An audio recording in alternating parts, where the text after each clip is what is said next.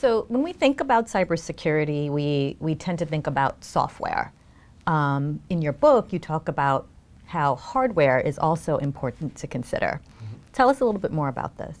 It's like, let's take home architecture, right? And so you build a very strong building, but if you build it on sand, the building's going to fall over, right? And it can be a beautifully well-structured building.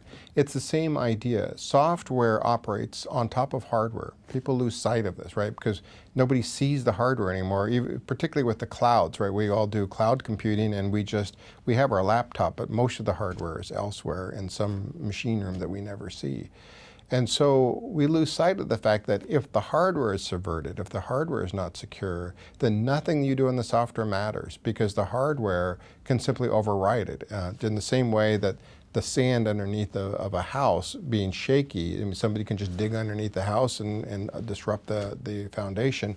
The same thing is true in cybersecurity. So we have to pay careful attention to trustworthy hardware, and we've lost sight of that, I think, because there's so much emphasis on all the problems that have happened with software, but we have to also keep in mind that that software operates on hardware, and that needs to be trustworthy.